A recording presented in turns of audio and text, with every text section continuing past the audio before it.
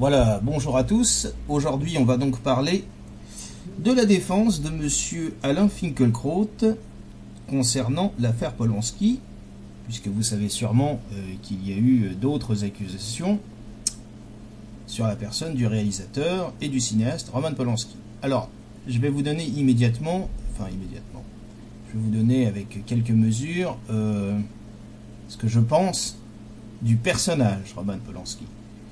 Mais en préambule, je voudrais vous dire que moi j'arrive encore à faire la différence. Je dis j'arrive encore à faire la différence. Encore. C'est pas toujours évident. Mais j'estime quand même que l'œuvre doit être sauvée. Après, le personnage de Roman Polanski me débecte et me dégoûte. Carrément. Alors, comment M. Finkielkraut défend Roman Polanski? Il va commencer par atténuer. Alors, quels sont les faits de l'affaire Roman Polanski?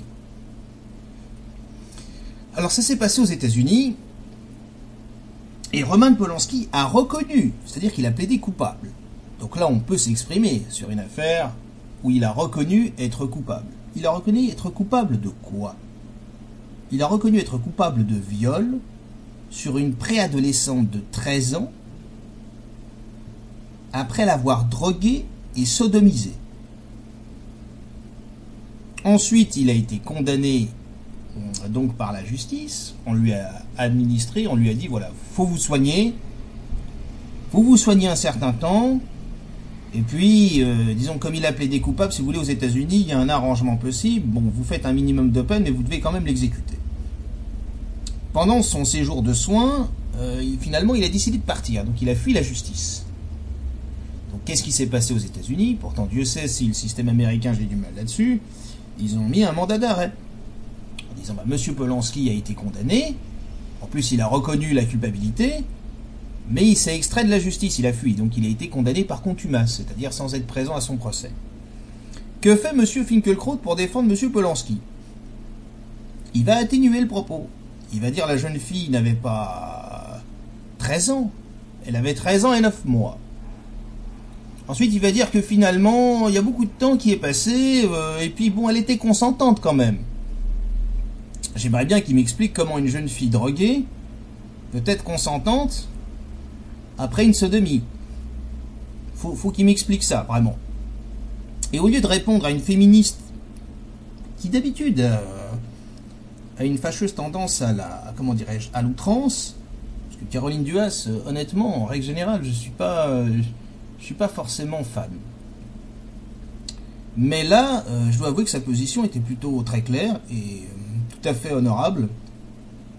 Et Alain Finkielkraut, qui est un académicien français, donc qui connaît le poids des mots, il est censé maîtriser la rhétorique, bon, rentre dans une surenchère provocatrice. Alors on va dire que c'est de l'humour. Alors je vous laisserai juge de savoir si c'est de l'humour.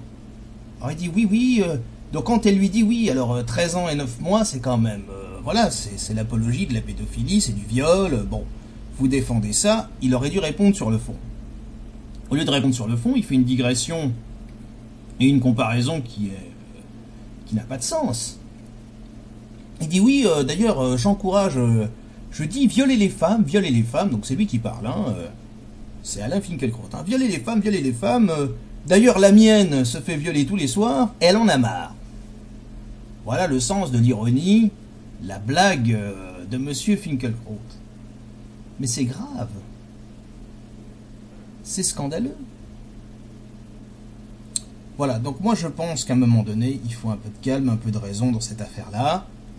Je ne parlerai pas de ma vie privée, mais tout ce que je peux vous confier, c'est que c'est un sujet qui, moi, me touche personnellement. Chacun comprendra ce qu'il aura à comprendre là-dessus.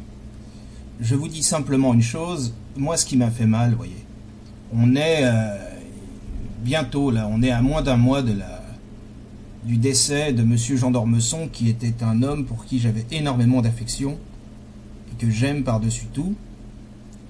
Et il n'y a pas un mot, je pense pas à lui, pour vous dire la vérité. Et honnêtement, ça me fait de la peine de savoir qu'il a été le parrain de monsieur Alain Finkielkraut pour rentrer à l'Académie française, qui est quand même censé élever le débat.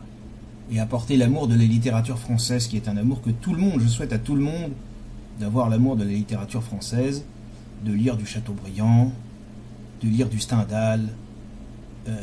Franchement, c'est une élévation.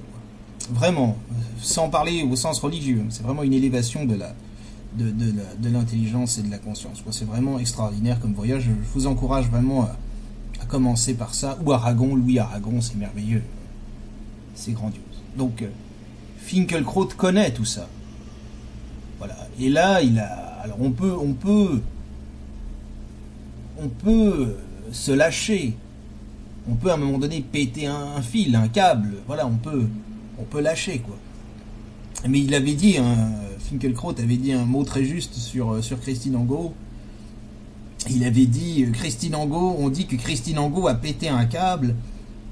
Elle n'a pas de câble. Ben là, monsieur Finkielkraut, vous avez plus de câble. Parce que quand on en est à défendre l'indéfendable, on n'a pas le droit de travestir la vérité, quoi. Donc la prostitution de la conscience, ça commence à suffire. Voilà, c'était mon interrogation. Est-ce qu'on est prêt à tout défendre? Est-ce qu'on est prêt à jeter son honneur sur le sol et à vomir sur la mémoire des victimes? Alors évidemment, c'est tout à la grandeur de Samantha, je crois qu'elle s'appelle Samantha, d'avoir pardonné à Roman Polanski. D'ailleurs, il ne s'en prive pas pour le rappeler à chaque fois qu'on lui parle du sujet. Mais moi, je pense qu'un homme redevient un homme quand il a payé ce qu'il doit payer par rapport à la faute qu'il a appliquée. Il faut assumer jusqu'au bout son acte, quoi. Voilà. Et en tout cas, c'est pas avec des défenseurs comme monsieur Alain Finkielkraut que Roman Polanski va pouvoir dormir tranquillement sur ses deux oreilles. Voilà. Et moi, je ne me lasserai jamais de rappeler la vérité, puisqu'on est là aussi pour donner son avis. Quant à Elisabeth Lévy, ça ne mérite même pas la réponse.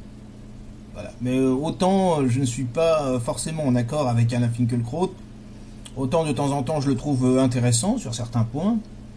Il a écrit quelques livres quand même qui sont pas inintéressants, encore une fois. Mais là, je pense que ça va trop loin. Voilà, c'était mon avis sur la question. Merci à tous. À bientôt.